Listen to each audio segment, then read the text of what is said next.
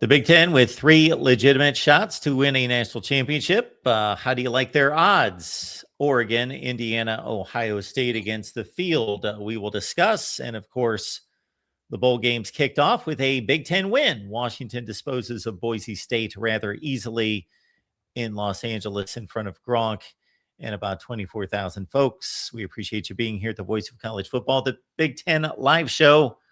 Corey Beretta right next to me from the Hawkeye of the Storm is, of course, where Corey does most of his work. So catch our Iowa show as we just concluded that. And also, again, Corey with football and basketball conversation at from the Hawkeye of the Storm. Corey, you ready for bowl season? I am, yeah. The only thing I'm mad about, as I mentioned before we got on, is I always do Bowl Mania on ESPN, and I missed that Celebration Bowl. But I'm 1-0, as I'm sure you are, picking Washington over Boise, and now And against the spread. Oh, well, good for you. I picked. Who did I pick? I picked Jacksonville to beat Troy. Who you got tonight? I need to get those. That's funny that you say that because I completely forgot there was a bowl game tonight. So I have not predicted the bowl game. Yeah. So I believe. Let me just double check. I guess I'll do that right now. Yeah, it's not until 8, so you got time. Oh, okay. I'll have an hour. It's a late. Why is the game so late? It's at 8 o'clock Central. Yes. Oh, I bet they've got another game before it, like something. Is it on ESPN?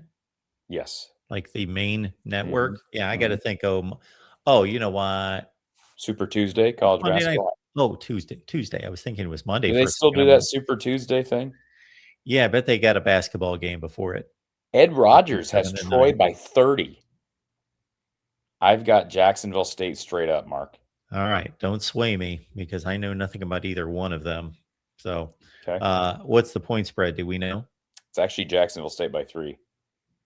Which is interesting if you look at, so I found this interesting as you go through, you know how you said before that your spread guy, he typically, your odds maker guy. Yeah. He usually says the public doesn't know what he's talking about. It is interesting because these are not the betting public, but ESPN shows you what percentage of fans have picked this team versus the other team. Vegas favors Jacksonville State by 3, and yet only 27% of people have picked Jacksonville State to win straight up. Isn't that odd? That's odd because you would think that hardly anyone has any knowledge of these two teams, and then they would just go to Vegas and think, well, if Vegas, even though it's still close at only -3, if that's the lean, I might as well play the percentages and take them. Whereas if I'm in doubt, I take the points in bowl season. Just give me the points if in doubt. Yeah. Well, I had actually initially picked Old Dominion to beat South Florida, and I have since changed that pick. The more I think about that pick, I just think no. And the spread is up to 7.5. USF by 7.5. We've got a game every night this week, right? Until Friday. Then there's a ton of games on Friday, I believe. Let me double check that. So I think the deal is a game Monday, Tuesday, Wednesday, Thursday, and then Friday is the college football playoff, but that's at night and there's like a full day. I love this during holiday season. Once we get to the point where there's like a game that kicks off at 11 or noon, then we've got like a 2:30 or 3 o'clock game. Then we've got kind of a evening game. So just Drill MVP in the chat says that is correct, Mark. No, it's actually incorrect, Mark. There are 2 games on Wednesday, none on Thursday. Okay. I'm speaking in generalities. Okay, there are games this week that lead into Friday that's going to be a full deal of bad, meaningless bowl games, but I still love them going into the Alabama-Oklahoma game. Who do you got between Louisiana, Lafayette, and Delaware? Hey, people pay for my picks. But hey, Raging Cajuns versus the Blue Hens. Give me the first game of consequence, meaning somebody that I recognize that I know. NC State and Memphis on Friday. Yes. That, if the teams are ready and people are showing up for the game, meaning players, that could be a decent game. And then that night you got, like you said, college football playoff stuff. So yeah. And we got the real MVP. showing up here. Love the breakdown of Jacksonville State versus Troy. I think the reason people are going with Troy is because people saw him against James Madison. Because if James Madison won, there was a chance they'd make the playoffs, and they saw how competitive Troy was in that game.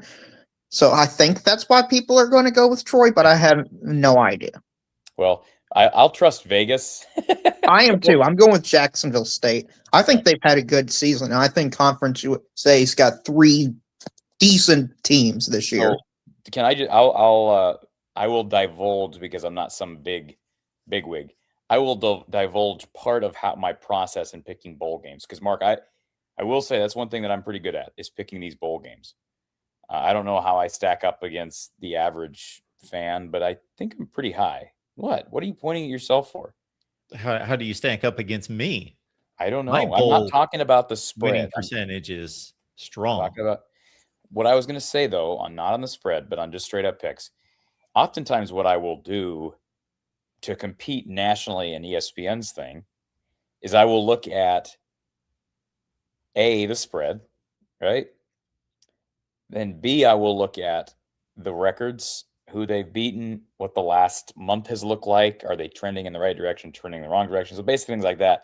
But then I also look at value, right? It's like picking Brock Purdy in the 7th round, Darryl. I mean, value, right? So in this case tonight, I'm like, well, this was not a hard pick for me. I'm going Jacksonville State all the way. Now, they're only favored by 3, but 27% of the population picked Jack State. I'm going value on that, buddy boy. I'm taking Jacksonville State all the way. Yeah, because you're trying to win a contest. That's different than trying to get as many picks as possible. Well, that's what I say. It's like it's like fantasy football or drafting. Yeah. You're trying to beat everybody else. So, but no, as far as the spread is concerned, and then I go back through, and as you probably do, Darryl, I rate my games based on confidence. Mark, do you want to guess what my least confident pick is of major games? I'll tell you, mine's already happened. I had a 1 on South Carolina State, Prairie View A&M. Had no idea what either of those things was going to do. Well, I didn't get my pick in on that in time, but I also had it 1 because I didn't get my pick in time. My second least confident pick was Old Dominion, South Florida. But now that I've switched it to South Florida, I feel like I should move it. But you're probably going to say, no, you shouldn't be. I have Penn State beating Clemson. And I have very low confidence on it. Yeah, I get that. Clemson's a 4 to 5 point favorite, something like that. 3.5. What do these contests do now that we've got a playoff where we don't know which games are going to be played after the first round? They just pick the bowl game. So it's like the winner of the Sugar Bowl versus the winner of the Fiesta Bowl. So you have to project. Yes. Well, you can go back there later before the actual game's played, once you know the matchups. That's true. Oh, you can. I don't think most people do that, though, Corey. Why wouldn't you? Well, I don't think most people care enough. I think most people just put in their picks, forget about it, and then just move on with it. Same thing with fantasy football. I'm trying to win what is it, 10 grand? Is that what it is, 10 grand? I should play that just because I never got in the habit of playing it because I was not eligible to play it for 19 years. So the problem is how many thousands right now. I mean, well, it's one. We're 1 game in, and we're not going to talk about where I rank. No, we're 2 games in. So. Hey, I'm in first place. I'm 2-0, so I'm leaping ahead of the pack. I'm at the top of the summit, 2-0. And you have Jack State tonight, right? That is correct. I have Jack State. Who do you have between USF and ODU? I have USF. Now I know both quarterbacks are out in the Old Dominion USF, and that has me a bit worried. Yeah, that's why I went back and forth. What about Delaware, Louisiana? I went with Louisiana. Delaware was an FCS program a few years ago, and they're not that good. So Louisiana, I know, is capable. The line stinks. The line is Louisiana by 3. And I got Delaware. So I couldn't tell you a thing about them teams. And then Kennesaw State and Western Michigan. That should actually be a good game. I know Kennesaw State won their conference championship in the second year in the FBS. So they're actually a pretty good team for, their standard. Is this a Big Ten show? Is that what this is, Mark? That's what we call it. Yeah. Okay. That's what we call it. But hey, JMU and Oregon this weekend. Any predictions on that game? Yeah, I have Oregon at the maximum confidence you can have. I put them at 46, 45, whatever it was. JMU, congrats on the paycheck. Congrats on being there. As the only person who's seen James Madison in person, I can confirm they're not good. I can confirm this through firsthand knowledge. They are not a good football team. Shut up, Darrell. Don't be telling me they're not good. We're not going to go down this hole again. Well, Corey, when you ask us for a prediction, I'm thinking, what kind of prediction do you want? Like how many players are going to be carted off the field, or I have Oregon and I have the max confidence as well, Darrell. But don't tell me that JMU isn't any good. Also, you know what my second highest confidence pick is? This might surprise you guys. I have Ole Miss Tulane.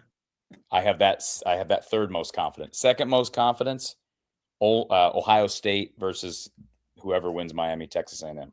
Wow.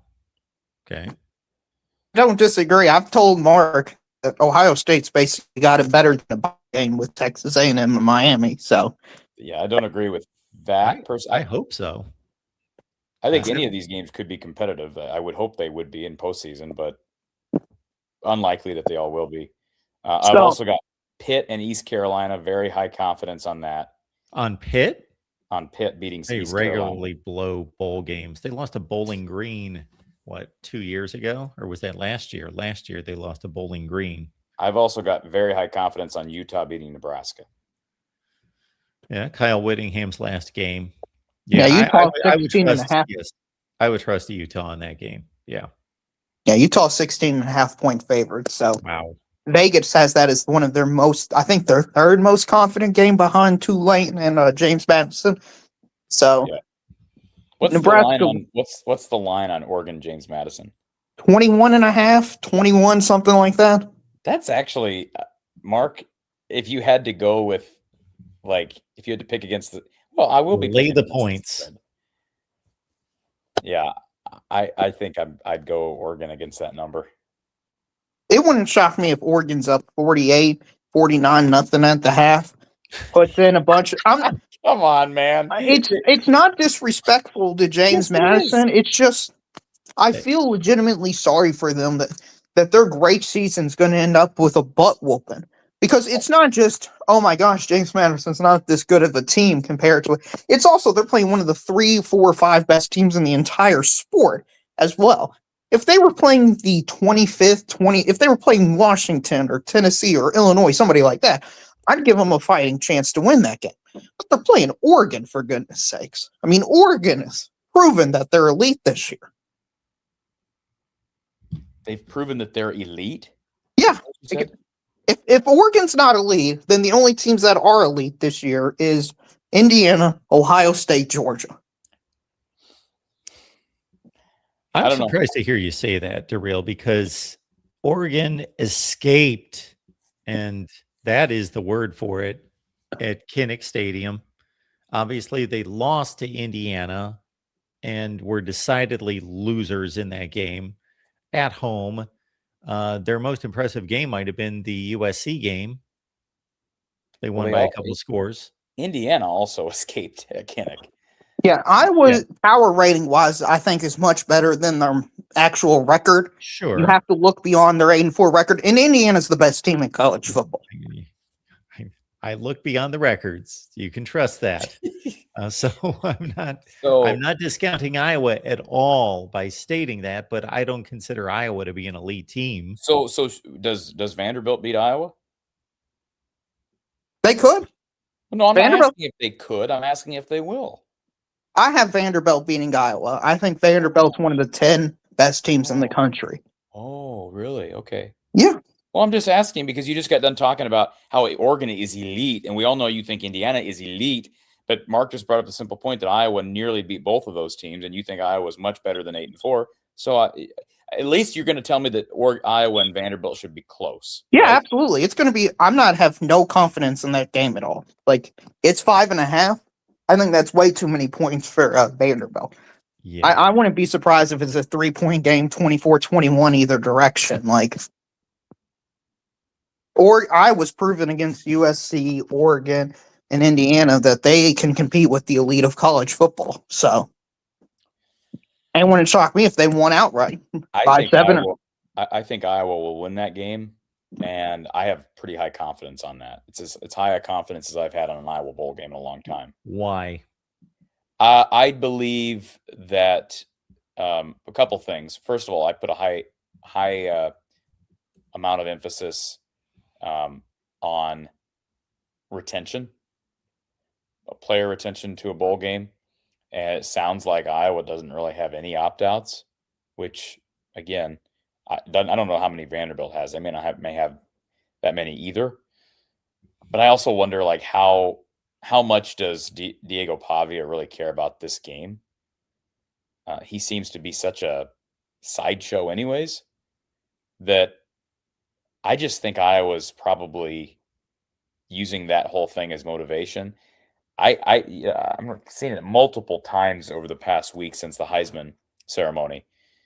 These tweets to Iowa, please put a beat down on Diego Pavia and Vanderbilt on December 31st. Now, I'm not saying they're going to do that, but I don't know. I just think this team with a quarterback. I mean, let's keep this in mind. They haven't been healthy at quarterback during recent bowl games. Like, a couple of years ago, they beat Kentucky with no quarterback. Sorry, Darrell. It's okay. We beat you the year before. They did. Last year, it was Brendan Sullivan because McNamara was down. Not that Sullivan might have been better than McNamara, but they finally had a healthy quarterback going into the bowl game, a healthy starter. And I think Vanderbilt, based on what's happened in the last week, everything I see that comes across my feed seems like it's Vanderbilt, and the whole Pavia thing could easily become a distraction. And it has been all year for them. And they've still won 10 games, so credit to them for that. But I just wonder if Iowa doesn't play really well and make life hard on him. Well, I could be wrong. I think it's going to be 50-50. But opt-outs. I'm not finding anything. Any opt-outs? On the Vandy side, I'm not finding anything. Yeah, and I have a lot of respect for Clark Lee, so maybe he's got a bunch of guys who are. I don't know why Diego Pavia would play this game other than pride, because he doesn't seem to be a team guy. I could be wrong. He seems like he's a lot about him. So I think he wants to won the Heisman. Yeah, I think that's why. I think he wants to stick it to the Heisman voters. What, like show out against Iowa? That's not. Similar to what Ole Miss did to Duke last year, where Ole Miss missed the playoff and they just bludgeoned Duke. Okay, well let's see Vanderbilt bludgeon Iowa. I'm looking forward to that. No, that's not going to happen. But I think Diego Pavia is going to play just to prove a point that he's the best player in college football, and he deserves more respect than he got in the Heisman voting. What was that thing with his three brothers walking down the tunnel? I don't know. They're all a circus over there. I mean, it's going to be 50-50, honestly, between what we see more, Iowa's offense or Diego Pavia's mom. Like, it's going to be that close. Like, so who's his mom? I don't know anything about his mom. I don't know. She's got some relationship or some friendship with Theo Vaughn or something like that. So. Oh, that's weird because Theo Vaughn was at Iowa's bowl game last year. I don't know. It's a whole thing that's happened throughout the entire year. I'm sure the Vanderbilt fans, the few that are out there, will inform you all about it, Corey. And this is a New Year's Eve game, right? Yes. Yeah. So, and it's in Tampa, Orlando. Yes. Tampa. You going, Mark? No, I'm not going. Are you going? No, I will not be going. I'll go. Well, I can't go on New Year's Eve anyway, but we may have somebody down there, though. My guy Kyle might be covering it. Okay. Are we talking about a night game, day game? No, it's a day game. Oh, that's right. The playoffs are at night. It is. Do you want to know what time it is? The game is at 11 a.m. Okay. So 12 Central. No. Yes, 12 Eastern. Yes. Okay. I will be watching. I think that's a nice little matchup. I hope Pavia plays because I want to see him up against the Iowa defense. Yeah, that'll be a great matchup Yeah. all year. What if so he's gone up against legitimate defenses, right? In the SEC. Yeah. Sure. What's the best defense he's played against? Probably Bama, right? Yeah. And so they didn't play Georgia. They didn't played play- Texas was the other great team they played. Didn't play Ole Miss. Nope. And did not. Let's see. They played South Carolina. They would have played. Not Mississippi State. They played Kentucky, Missouri, Florida. Florida. Okay. Yeah, Missouri's. I don't know what to think about Missouri. They're another team. I didn't really know how to pick them in the bowl game. Yeah, I don't know if Bo Papila is playing in their bowl game. I know he got hurt midway through the season, so I don't know if he's going to shut it down since he got hurt or what's his plan, his actions going to be. I picked them against Virginia, but I got low confidence on it. Yeah, and also for just a final point on the Vandy, this is probably their Super Bowl. Like, this is the biggest game they've played in maybe this entire millennium. So I think that is a additional factor. Like, it wouldn't shock me if they did some trick plays or some wonky stuff you all just don't have tape for, and they kind of steal a possession or something like that. Whereas Iowa, this is just another bowl game. For Vanderbilt, this is the biggest bowl game their program may be legitimately for the next 20 years. Yeah. And for the previous 80. And I guess one other example we've got of this is they were playing Tennessee on the road the final weekend of the season with a shot at the playoff, and they dismantled Tennessee. Yeah, they humiliated them in a way. They humiliated Tennessee in a way Georgia, Alabama, and Oklahoma didn't. Like, it was legitimately impressive. Yeah. So what's does Theo Vaughn live in Nashville? Is that the deal? I have no idea. I know he's a major podcaster. Well, I know, like I say, last year at the Music City Bowl, he walked right by me down on the field. So he was at the Music City Bowl last year, and I don't think he's got any connection to Iowa or Missouri. I would not know Theo Vaughn if he walked in this room right now. You love Theo Vaughn. You watch. I don't even know who he is. You listen to him all the time. Don't give us that. Here, can I just show you a picture of him? I don't want to see a picture just because I don't know what he looks like, and I would like to stay innocent in that regard. Okay. I have no idea. I could walk right by him. Okay. I only know the name. I don't listen to him either, but I saw his face and I'm like, I recognize that guy. And he had a couple of I would. He had a couple of goons that were walking with him. He's got a very easily recognized face. That is true. I wanted to ask you all, since we're going down anything other than the Big Ten, it seems like. I'm not sure if you've seen the ACC and their clown show. It's a interesting jockeying of position of who's the biggest clown between Michigan, Notre Dame, and the ACC.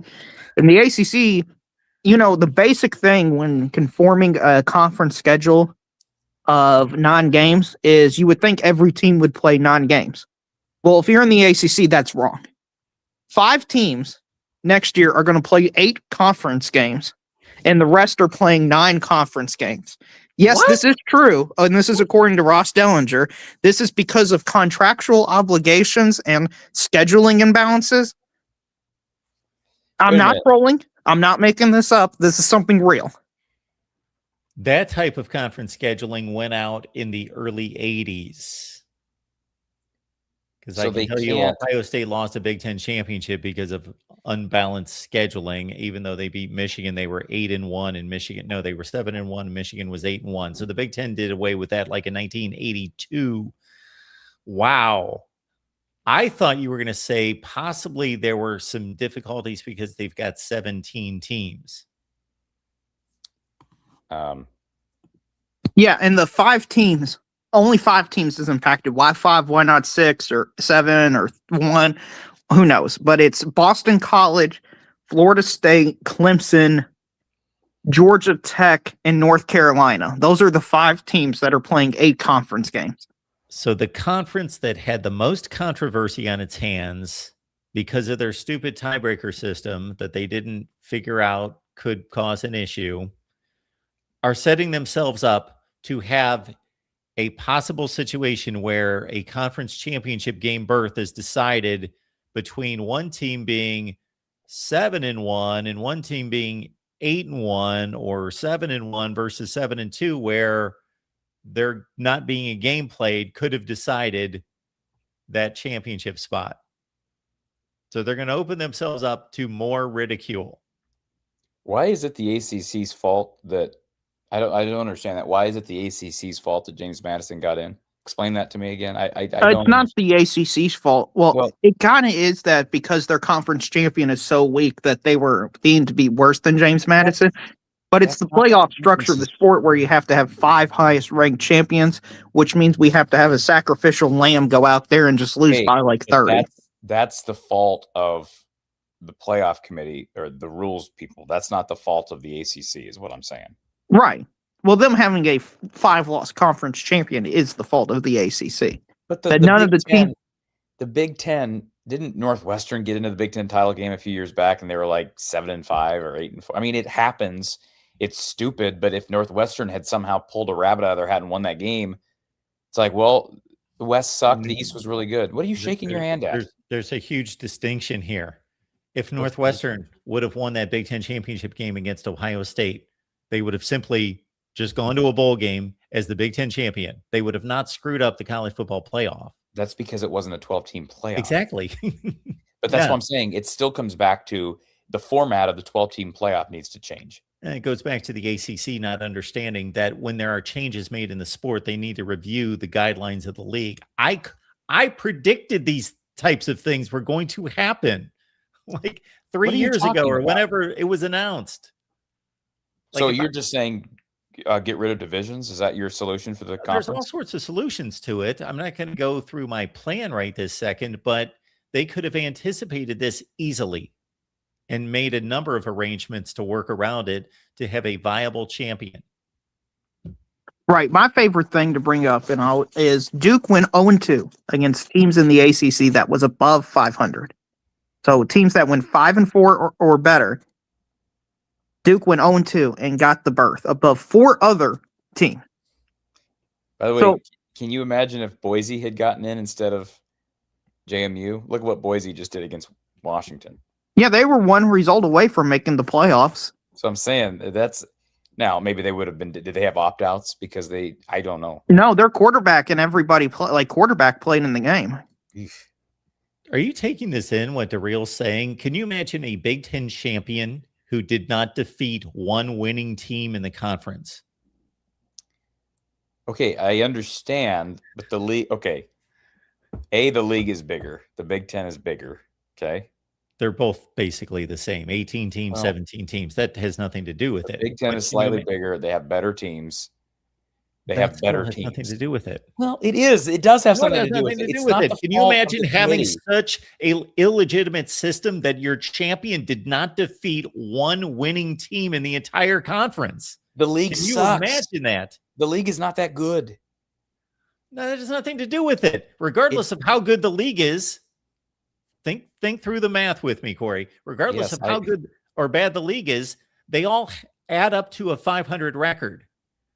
Yes. So it doesn't matter how good or bad the league is. You're just saying the schedules aren't even balanced. Awarding a championship to a team that did not defeat one team with a winning record. Okay. Like, look at the Big Ten standings and pick a team and say they didn't defeat any of these teams. All the way through 5-4 Minnesota. They didn't even none of those teams. Well, no, but Can you imagine? Scheduling is not balanced in the Big Ten either. Nebraska played a weak schedule. Illinois played a weak schedule. Not to the extent, obviously, that you're talking about with Duke, but I'm just saying, the scheduling balance needs to change. And obviously, they're not doing that if they're having some teams play 8 games next year, some teams play 9. Right. Well, I also think the point of it is your tiebreaker system should inherently, you would think one of the things would be like how well you did against teams that are good or something like that. And clearly that wasn't a factor in the ACC. Real quick, in response to Minnie in the chat, they're not sending their champion to this college football playoff. That's what we need to make sure we're clear on. They're not sending their champion.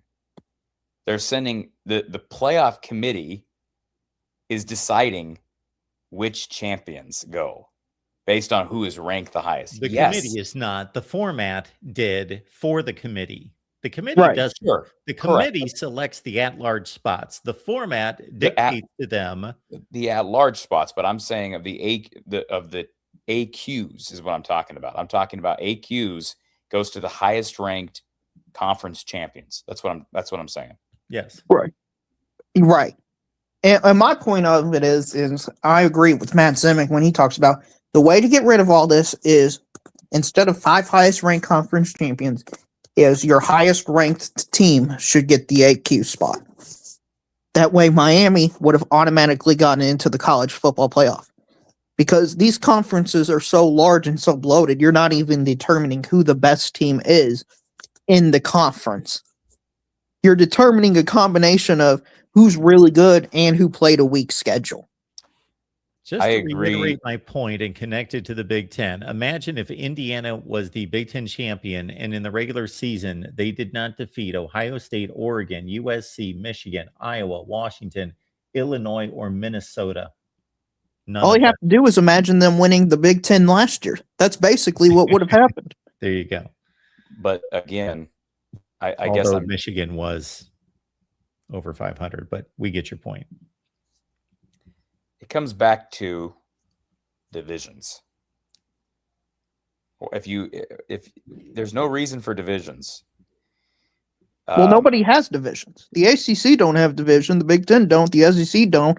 Big 12 don't.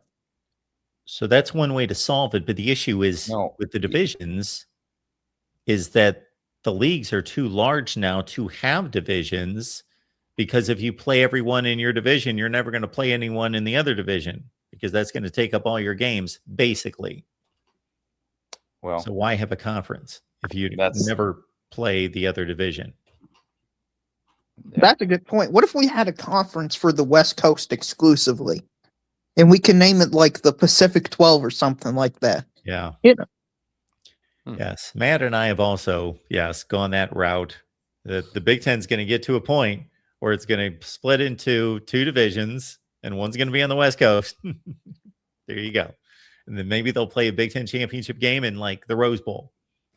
I think the ACC could do that too, right? The ACC could just decide, hey, we're going to put Cal and Stanford and who else is SMU's the closest. SMU. We're going to call this the Pacific Coast Conference, and this is the Atlantic Coast Conference. You can have pod, call it the Pacific Pod or something like that. Because knowing the ACC's ability to do math, they probably would split into divisions, 1 14 teams and 1 3 teams. And I'll tell you what, you could add like a Wazoo, you could add maybe an Oregon State. Okay, we're really going off the deep end here. The ACC is not that stupid. Those schools add 0 value. Right. Well, they don't know how to do basic math, and when non-conference games really means none for most teams, except 5 teams get a play 8. Why does that make any sense? It's crazy and inequitable. And also, of course, Clemson, Florida State, North Carolina, the 3 of the 4 biggest brands, get the break of playing 1 less conference game. Corey, you probably didn't catch this video, but about a week ago, I blasted Notre Dame, and in the process, I ensued just to blast the ACC and bring up as many incompetencies that they have laid out there in the last 10 years. I'll have to check out that video. Poorly run outfit. First, I blasted Notre Dame. Then I blasted the ACC and blasted college football for allowing what's been going on with Notre Dame and the ACC. Real quick, we talked about it a little bit last hour, but this is a Big Ten show. We should at least real quickly run through a few big-time Big Ten names who have announced they're going into the portal, because that's the other thing people are interested in this time of year besides postseason play. Can we do that, Mark? Absolutely.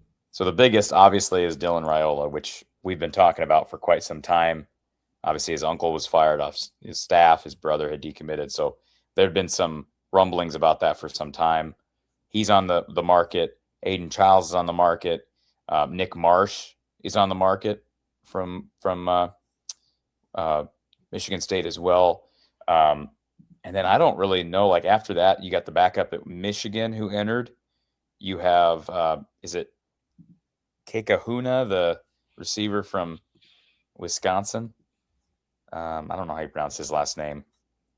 You got a receiver from Purdue, Armad Branch, Elliott Washington, corner from Penn State. Let's see here. Jamarion Harkless, defensive lineman from Purdue. Dakota Fields, corner from Oregon. And Jake Renfro, Wisconsin offensive lineman. Mekhi Frazier, running back, Michigan State.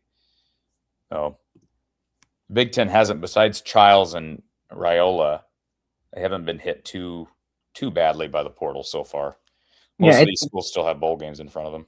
It seems like Raul is probably going to go to Louisville. That's where the early lean is. That what we're hearing? That's what I saw a report was that he's going to most likely go to Louisville. Well, I wanted to ask you all also. Next season, the SEC, ACC, and Big 12 are requiring everyone to play 10 Power 4 opponents. How come the Big 10 isn't deciding to do that as well? They're the only conference which can get away with playing 9 Power 4 opponents. Well, it's kind of difficult for us to answer for the Big Ten. If you're asking us why the Big Ten has made that decision, I don't know. You're asking this as an SEC guy that watches your teams play Chattanooga in Week 12? Well, we're playing 10 Power 4 conference opponents next year. Power 4 opponents, you're playing 9. So we're allowed to play 1 Chattanooga, okay? Now, this is why I'm asking this, is because of comments like that. I heard from years, well, the SEC is only good because they play Chattanooga in November. Now that the tables are flipped, all Big Ten man's like, well, we don't have a reason for this. Okay. How about you get a few more losses up in there, Big Ten man? Play some legitimate Power 4 competition and stop ducking the rest of the sport. Well, the simple answer to your question would be to look at next year's schedules and determine, are there any Big Ten teams like there were this year that do not play any Power 4 conference non-conference opponents? I'm sure Indiana's playing nobody. I can almost say definitely they're playing nobody. It's really irrelevant to me, Darrell, because Iowa, you're acting like Iowa never does that. No, I'm not saying Iowa. They never play less than 10 Power 4. I absolutely agree. I just find it ironic that the Big Ten fans and stuff have always said the SEC's got this inherent advantage because they play one less Power 4 opponent. It's become a very recent practice on the part of Michigan, on the part of Penn State, on the part of Indiana and some of these schools to play literally nobody. Okay? I think it's ridiculous, and I've called it out. Mark, you know I've called it out. So I mean, I also believe, I don't think that necessarily just naming this one line of criteria, Darrell, necessarily proves that the SEC is set up for more difficult schedules 1 through 12, because I don't see Big Ten teams in general playing the Citadel. I don't see Big Ten teams playing Fairfield. I don't see Big Ten teams playing Morehead State. You shake your head, Mark, but I see. Well, do you want me to list off who Big Ten teams played this past year? Sure. Go right ahead. That are similar to that? Well, off the top of my head, I can name a few, but since I don't track the FCS like you do, I don't necessarily. I know that Ohio State played Bethune-Cookman and Maryland played Towson. I'm looking at an Indiana schedule that includes Howard Bison next year. Who are they? Where are they? Howard Bison. Is this an individual that shows up to the game? They're an HBCU. That's where Kamala Harris graduated. Howard. Yes, I would have recognized that with my guess is Howard. My guess is Howard is a much stronger program than the Citadel, or not Chattanooga, but the Citadel. No, the HBCU is easily the SWAC and MEAC are the 2 worst conferences in all of sports in terms of college football. They just don't invest in the college like the other even marginal programs do in conferences. Well, that may be, but they're the 16th seed in basketball every single year. The SWAC and MEAC. They just don't care. Well, the Citadel is a horrific athletics program. I know. I'm not saying they're good. But they're Minnesota's playing comparable to Mississippi Howard. State. Say it again, Mark. It's a nice little matchup. Minnesota, Mississippi State next year. Yeah, I mean, Ohio State played Grambling this year. That was it. Grambling. I said somebody else, but Grambling. Yeah. Yeah. So, and they're an HBCU as well, correct? I think part of it, here's the deal. Here's the deal, Drill. All right, I'm going to lay it out for you, buddy boy. The issue is you play them at the end of the season, and the SEC has long had an 8-game conference schedule, even into the 9-game conference schedule in the era of the Big Ten. That's why fans of the Big Ten resent SEC scheduling. It's not just because they play the Citadel and Chattanooga. It's because they play them so late, and it's because they have been playing an 8-game conference schedule. Nebraska. This is my first. Now, Corey, you said that you've been getting on these programs. You should know that I rip these programs as much as I possibly can that do not play a Power 4 opponent. And so, Minnie, cover your ears because I'm going to be wailing on Nebraska for the next 9 months for playing Ohio University, Bowling Green, and North Dakota. Okay. That's pathetic. That's an embarrassment. No, well, I actually am going to defend Nebraska to some extent. I agree. Listen for a second. It's an embarrassment, the fact that they're playing 3 of those teams. However, none of those teams are bottom barrel FCS teams. None of them. So, like, North Dakota's a very good FCS. Yeah, you shake your head. Fine. Okay, great. Nebraska's playing North Dakota, Bowling Green, and Ohio. Congratulations. So again, that's who they should North be playing. Dakota is on a totally different. If North Dakota played, well, we can look up You want to look up North Dakota's schedule this year? Is it North Dakota State or North Dakota? Because They're those North are, Dakota, the Fighting Hawks. They're both very good, Drill. yeah, Okay. but North Dakota State's got like a dynasty built. I know, but they're North both Dakota does not. They both play in the toughest conference in the country. And let me just tell you this right now, Mark. North Dakota lost by 3 to your Kansas State Wildcats. 3 this year. Okay. You don't like me saying that, but it's the reality of it. The reality of it is that the FCS went 0 in a million against the 38, the Power 35. 4 this year. Just telling you, 38. The reality is 0 and like 40, more than 40 against the Power 4 this year. And by the way, last game of the season, North Dakota lost to South Dakota State in overtime by 3. And North Dakota just lost in the FCS second round playoffs to Tarleton State, who was 4 seed. Maryland dodges my wrath. They're playing Virginia Tech, which barely qualifies these days. They're probably going to back out of that game now that Franklin's at Va Tech. Penn State, though, here we go. Marshall, Temple, and Buffalo. So again, those are all FBS teams. Who cares? They suck. I agree. I agree. But You're Penn State. Kentucky has had how many years where they play 8 conference games, Louisville, and then 3 nobodies. Plus, we're Kentucky. We're not. If we're in the national championship conversation, then this should be a legitimate point of grievance. But this is a playoff team. Maryland is not in the national conversation. Penn State is. Penn State went 5-7 this year. Okay, they're still. You understand that was a complete admiration, right, Corey? You understand Penn State is still one of the premier programs in all of college football, right? Oh, really? Okay. Yeah, no, I didn't know that. Well, I mean, they just had one bad year, and I guess they're in the toilet now with Nebraska and Minnesota and these irrelevant Big Ten teams like Purdue. Next year, Texas needs to back out of their game against Ohio State and play North Dakota State instead. That way, Corey gets some credit for Texas playing the mighty North Dakota State Bison. No, they're not the North Dakota State Bison. Well, Nebraska plays North Dakota, the Fighting Hawks. That's all I'm saying. They're not good. They are good. They are good. If they're good, then every SEC schedule's good. That's like saying that what's a good example of a national powerhouse high school program? Like, Give me a national powerhouse at the high school level, Drill. Like, you can't sit here and say, well, they're Cincinnati not Moeller. good. Okay, they're not good because they couldn't beat Alabama. Like, everything's relative. Like, North Dakota is not good when you compare them with Penn State, but also Tarleton's actually, they are good. The Citadel is not good when you compare them with North Dakota. That's what I'm saying. There are tiers within the FCS. That's all I'm saying. Yeah, but you criticize some SEC for playing legitimate FBS competition, and then these teams are playing FCS level competition, and not the best of the FCS, like a tier below the best.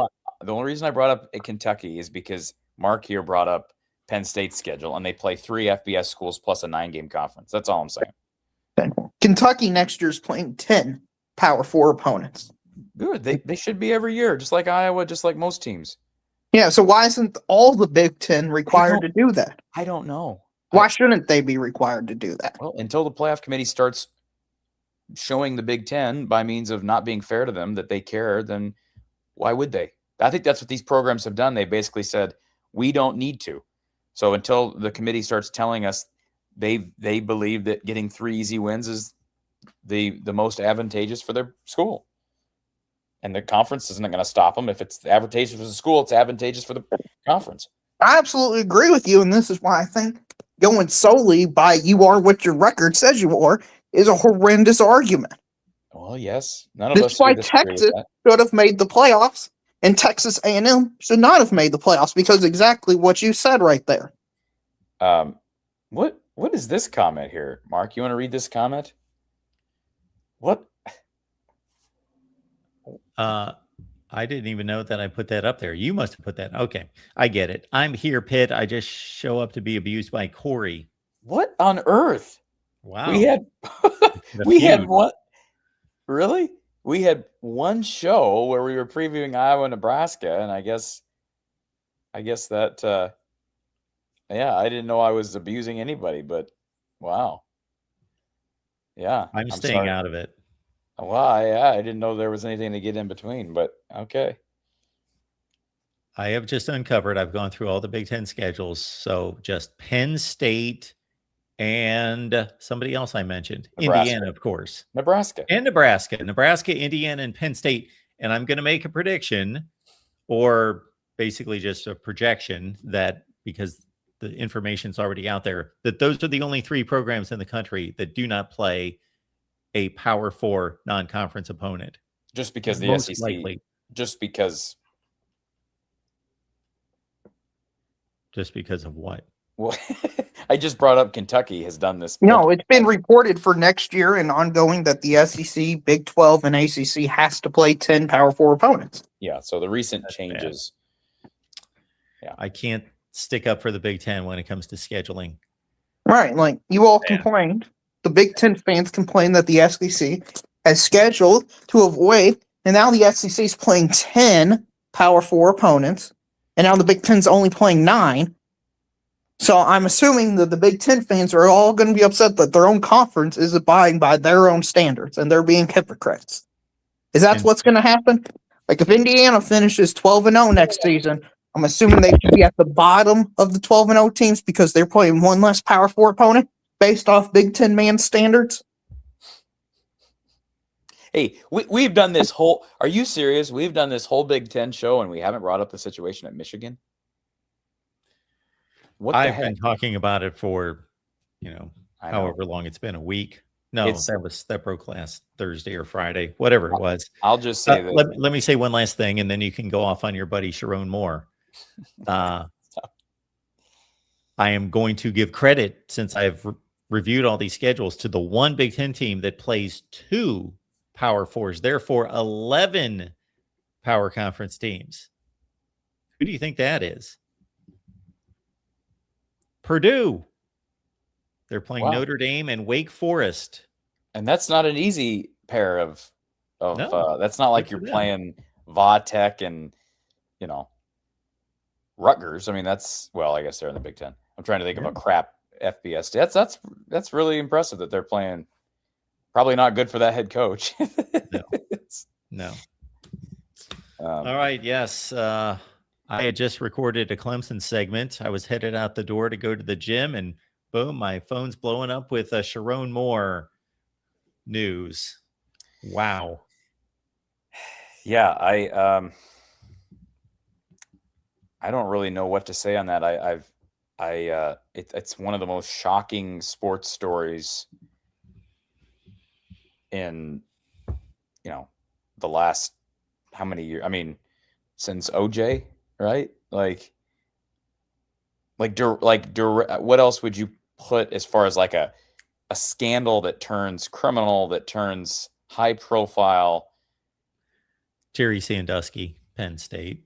Yeah, but yeah. I don't know. It's just different when it's the head guy, or it's the face of a program, or the face of a franchise. Yeah. It's just wild stuff. And I mean, I had been making fun of Sharon Moore for being, I mean, seriously, like in good fun, but like we talked about his crying literally like 2 days before this all broke, him crying on national television, defending his suspended head coach because of a cheating scandal, and about how he wasn't emotionally stable. And then all this happens, and it's like, holy cow. I thought of that at some point. The many conversations that you and I have had, mostly on the air, only half joking, somewhat serious in our evaluation that this man may not be emotionally and mentally stable. I mean, and so then it goes past the point of like, oh, we were right. And then it gets to the point where like, oh my gosh, this guy's life and someone else's life might be in danger. Like, that's how unstable he is. So I really do. And also, like, I feel so badly for that family. Yeah. Calvin Hobbs is in the chat.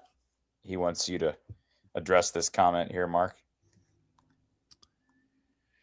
Calvin Hobbs, advanced scouting isn't cheating. You're such a jealous one, Corey. Okay. All right. We've covered that scandal so many times from so many angles. Yes. They I'm happy that finally Michigan took a stand and fired somebody for cheating. I'm happy it finally happened. I wasn't expecting it to be this way, but somebody did get fired for cheating. Isn't that so crazy? Does that mean I was right when I said somebody would get fired for cheating? Does that mean I was right technically? It is quite the twist on words, is it not? Oh, it's nuts, man. Like, it's crazy what has happened within that athletics department. And didn't they have another scandal, Darrell, with, was it wrestling or their hockey program? Allegedly, their head coach told players to lie about COVID and not social distancing and lying about tests and stuff like that. I thought there was a sexual scandal involving like gymnastics or something. I know that's Michigan State with. I know. Yeah, I know Michigan State with Larry Nasser, but I thought there was another one at Michigan. There was one at Ohio State, right? Mm-hmm. Oh, it's just crazy. Like, yeah, that. And I can't help but ask the question that other people have asked here over the last how many days, but had they beaten Ohio State and were set to play in the college football playoff, would he have been fired? I can't answer that question.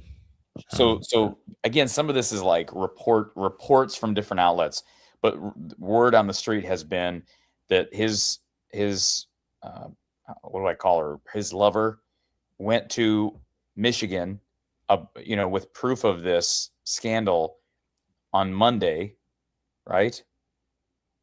Or whatever day it was, Thursday, Wednesday.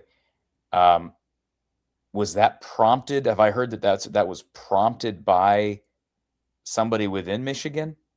Or is that just speculation that's been prompted? Like, from my understanding, this has been within insiders, this has been known for weeks now that this was happening. So that's why I say, like, how deep does this go? If this was known and they just chose to wait to have her formally present evidence so that they could get rid of him, have a reason to get rid of him after the fact, then it goes much further beyond Sharon Moore. It's Ward Manuel.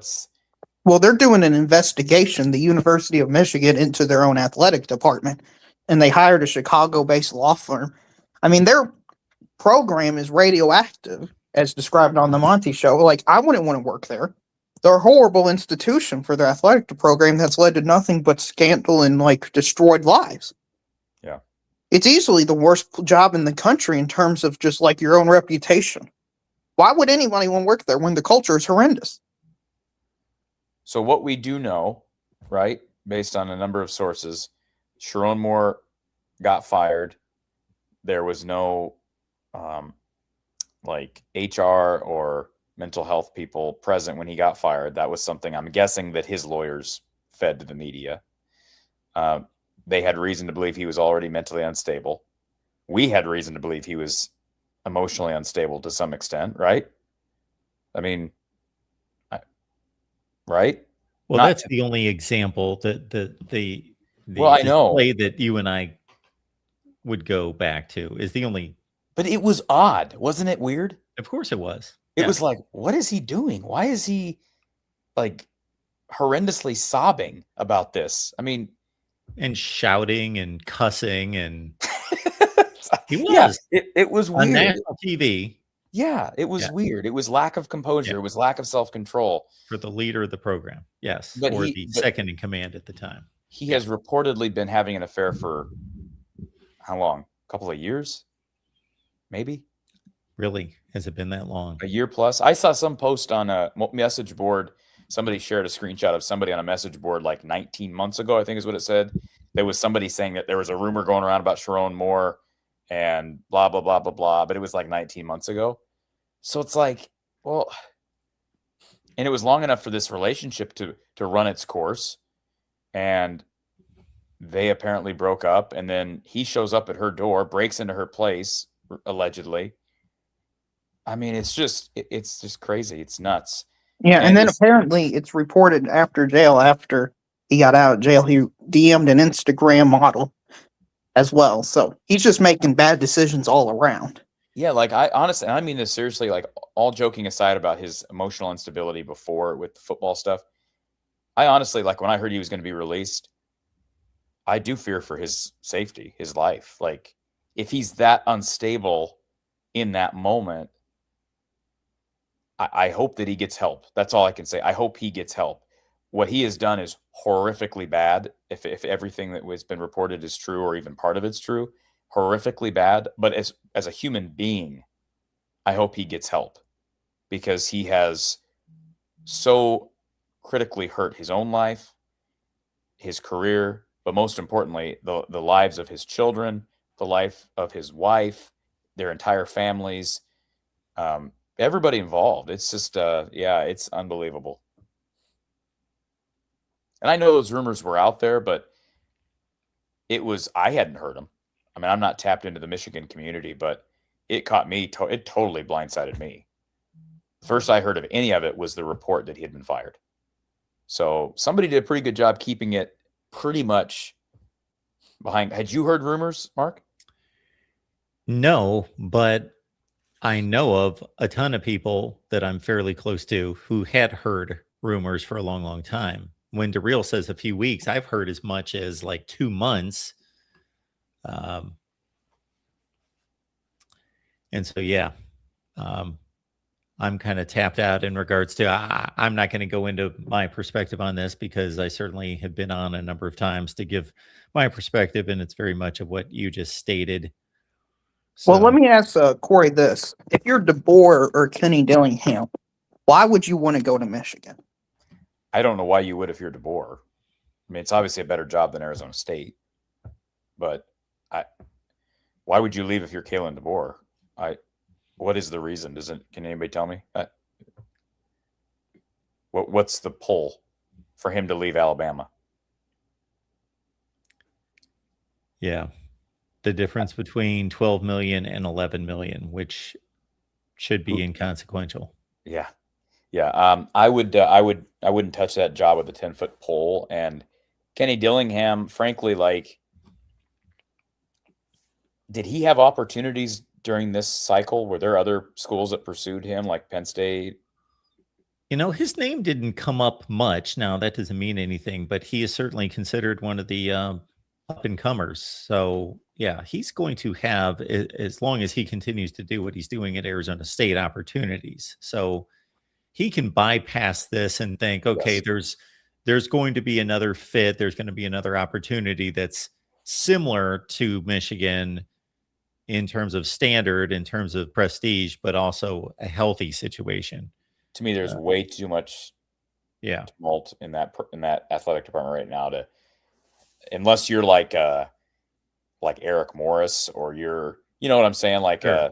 or maybe like James Franklin, like, you know, if James Franklin got a call, like, yeah, you know, can I get out of this Virginia Tech thing? And I might do that, you know. It'd have to be a situation like that.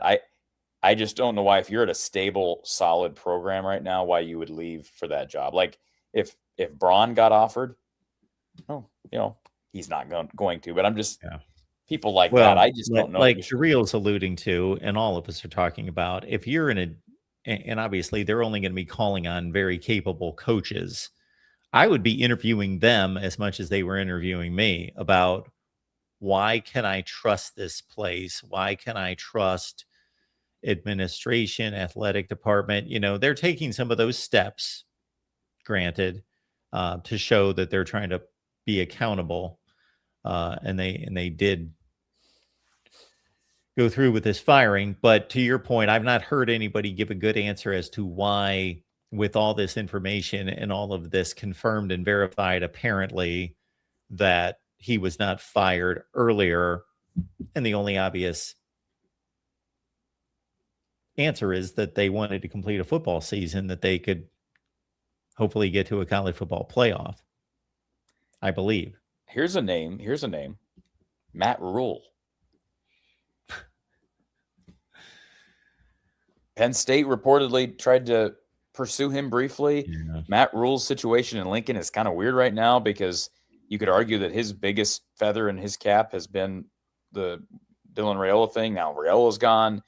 They're losing their best player in Emmett Johnson. Like, I don't know what the future looks like for him at Nebraska. Would Michigan consider someone like Rule? How would the fan base respond to someone like that? It depends on how many times they get turned down. Right. I don't think Michigan understands the place they're at.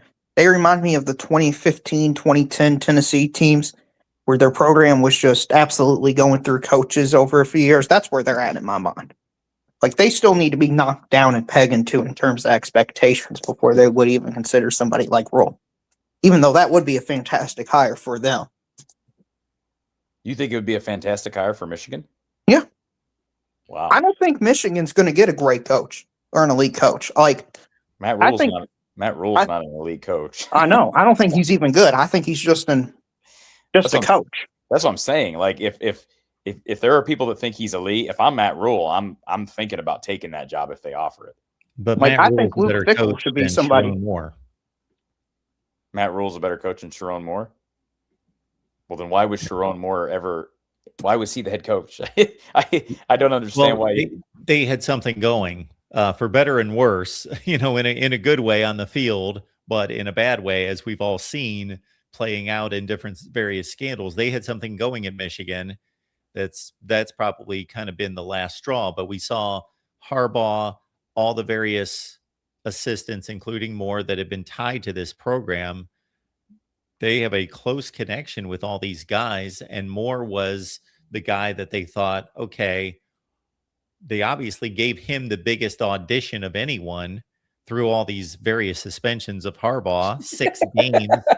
So he got a pretty good audition. He got 4 of the 6 games, plus the 3 most important games at the end of the season, the regular season, and they win a championship. So they obviously saw something in him to begin with, and then he passed the audition, and they wanted to keep it in-house. That was pretty obvious. They wanted to keep it in-house. So that's how he got the job. Right. He was Jim Harbaugh's successor, basically. Jim Harbaugh said so. Jim Harbaugh's the greatest thing in Michigan since the 1990s. So he got his way for some reason. I don't agree with that notion, but that's what they believe. What about Jed Fish? No, Michigan fans think they're better than him. Okay. I'm not joking. That's what they think. Yeah, but he's on the list. He's on the list that's out there. One of the primary names. And what about what's his face at Tennessee? Josh Heupel? Yeah. See, why would he leave Tennessee? Tennessee's Yeah. Penn State as tried, good as a program as Michigan. Penn State tried to get him to leave Tennessee. Right. That's my point. Penn State's a better program than Michigan. With all the scandal and stuff. Well, the scandal changes the thing. I mean, in general, that's not a better job than Michigan. Right. Well, the scandal has to be factored into the equation. Yeah. Well, the final destination of whoever this head coach is, this is going to give us a great indication of where Michigan, if they can truly rebound off of this quickly, or they're going to have to play at a substandard place or have kind of an unknown commodity at the head coaching position. You know, when it initially got rumored about Kalen DeBoer and Kenny Dillingham, I'm thinking, wow, if they can tab one of those two guys, they obviously upgraded significantly and can just continue with this. You know, because despite all these scandals, look at where they're at. They still have a talented football team and have had a decent pipeline in recent years in terms of recruiting. So they got a pretty good roster. They have the youngest team in the Big Ten. They don't have any scholarship reductions or anything being taken away from them besides money from the cheating scandal. So technically, they're not in bad shape if they can get a capable head coach. If they can turn this into like a Matt Campbell hire, then they're pretty good. What about Braun at Northwestern? Is he starting to be on some boards?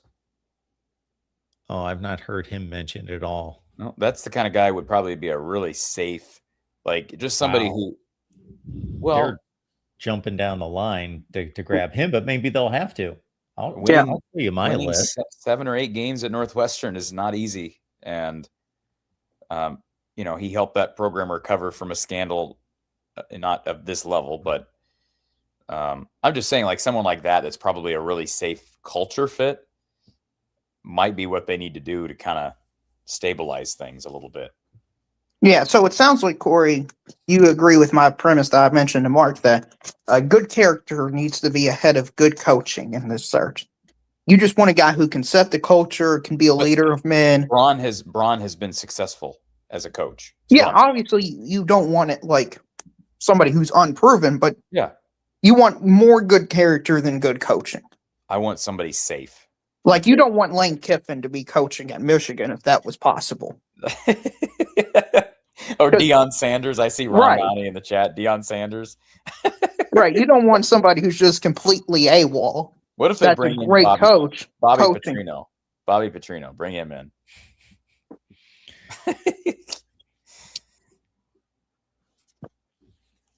So who do we know off of this list has turned down Michigan, or it's been long enough since the Moore firing that they no longer, you know, Dan Lanning's not going to Michigan. Right. The only thing I've heard is Kalen DeBoer said he released a statement saying no, he likes it at Alabama, and he had a press conference saying he liked his job at Alabama. So I believe he's off. And then Kenny Dillingham was literally in tears talking about how much Arizona State football meant to him. Yeah, that's a good look. Listen, Corey, you can go watch the press conference, and you need somebody else to make fun of for crying. I instantly thought of you when I thought of that press conference. I have no problem with crying, but when you're trying to convince your fan base that you're not going anywhere and you start crying about how much you love them, that might be an indication that he's thinking about leaving. PJ Fleck. Erica brings up PJ in the chat. Oh, yeah. He's on my list. See? That's an interesting one, Mark. That PJ. But who's a better hire right now, Braun or PJ? I don't know. Like, I think they're both probably level. Why is Braun not on your list? He is on my list. Look at the top. No, not Braun. Oh, Braun. No, PJ Fleck's better than. I thought you were talking about Jeff Brom. No. From Louisville. Rhett Lashley, SMU. There's a wild card selection for you. Yeah, I think David Braun would be a guy to look at. Now, granted, his record at Northwestern is 18-19. but again, I mean, trajectory and yeah, safe hire. Where did Drill go? He just disappeared. He had enough just- of us. He was done. Okay. Lance Leipold of Kansas. Mm, Here's the name. there's one. Yeah. I was thinking of another one. What about what's Zach Smith doing these days? Okay, we're going down. Yeah, No, another in all path here. seriousness, let's see. Jeff Braun would be a good hire. Oh, I yes. don't know that he would take that. He's at his alma mater, right? Yeah, and he turned down apparently Penn State. Oh, he did turn down Penn State. Yeah. Yes. I'm with Durrell, though. To me, the scandals at Michigan basically puts that job on the same level as Penn State as far as perception right now. I wouldn't want to go into that unless I was if I was Matt Campbell, no regrets. No regrets at all. I mean, I'd much rather be at Penn State right now. And I don't even know that athletic department's real healthy. The way they handled the whole situation, but it's not anything like what we're seeing at Michigan. So PJ would be on my short list. Derek Braun would be on my short list. Obviously, Dillingham would have to be on the list. I mentioned Jed Fish. You have like Elko, and Elko's not leaving. I mean, are you kidding? Well, I made this list like 3 hours after the job became open. Okay. Also, let's consider what's going on here, Corey. It's 7:15. I was like ready to pack up like a half hour ago, and you're hanging out with us tonight. Yeah, I just I had some plans change here, so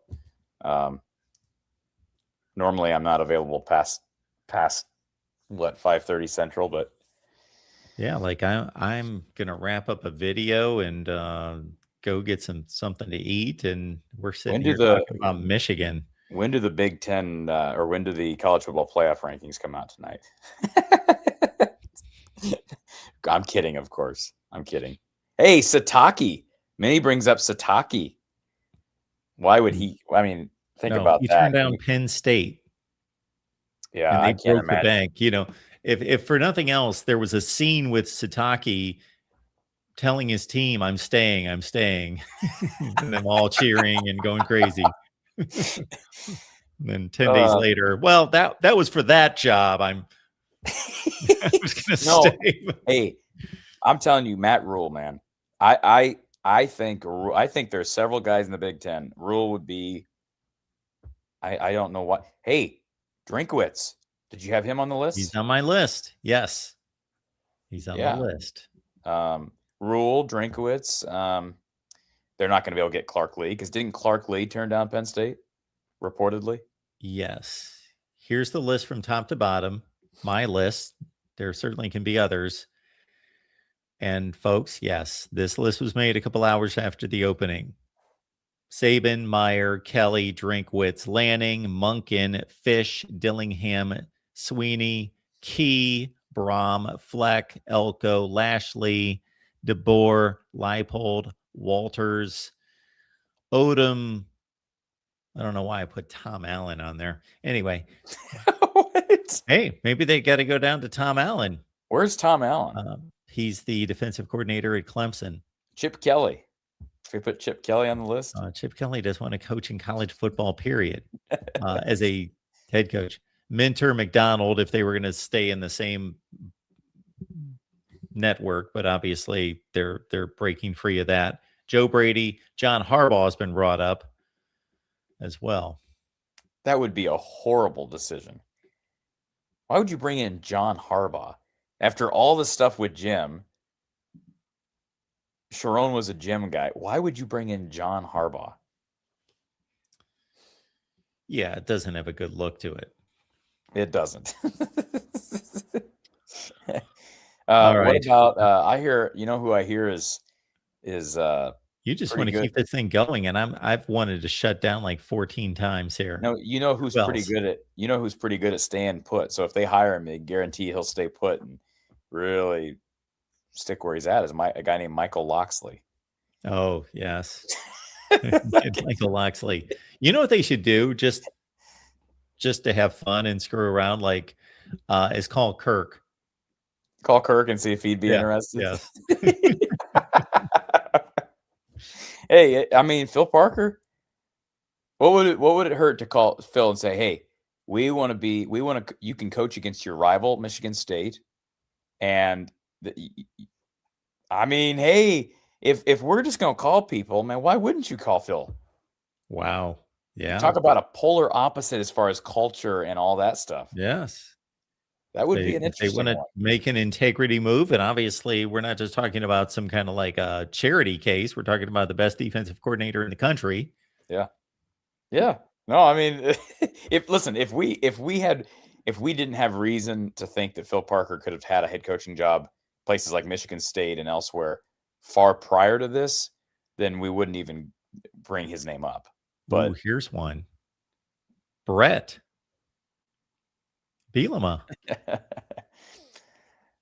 I mean, yeah, that's sort of.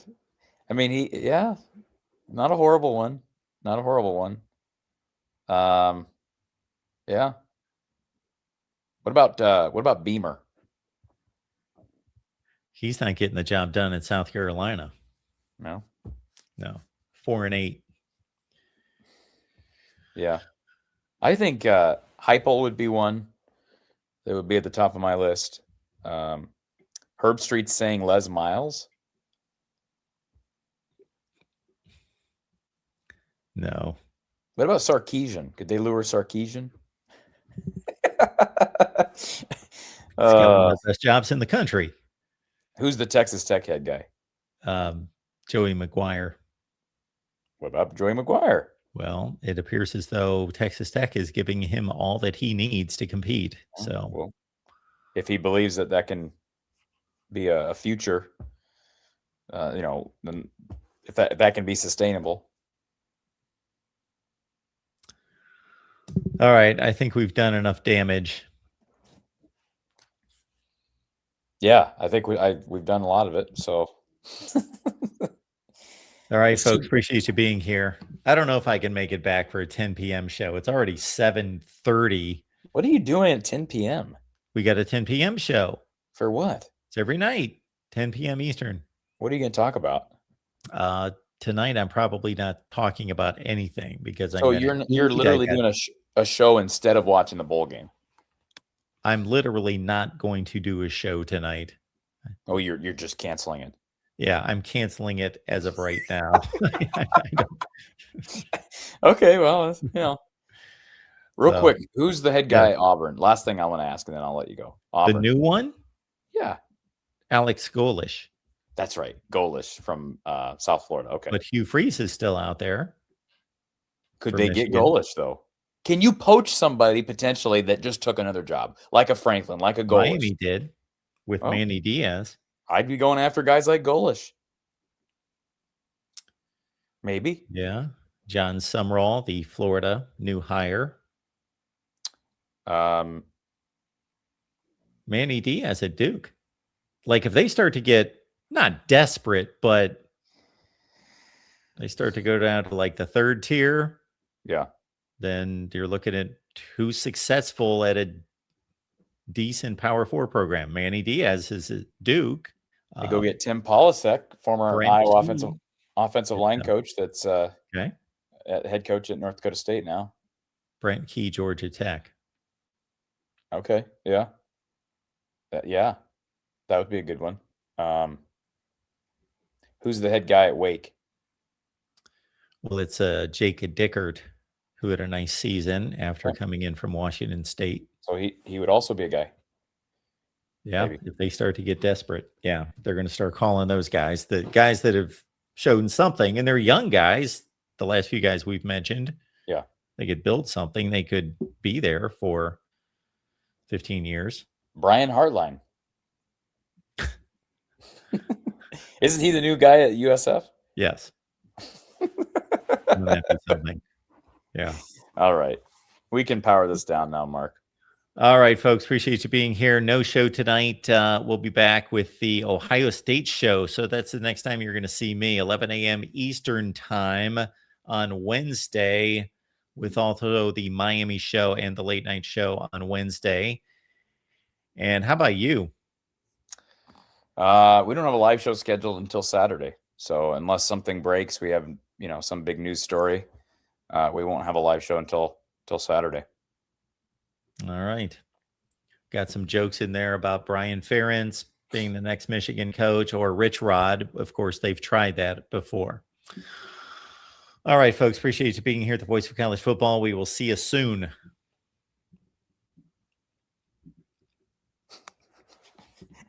Hey, turn your video off and take a look at the logo, Mark. Hang on. We're still on. We still are? hanging in suspense. Why are we still on the air? Oh, I've clicked the button and it's just sitting there. Oh, we want to take another call, or what are we doing here?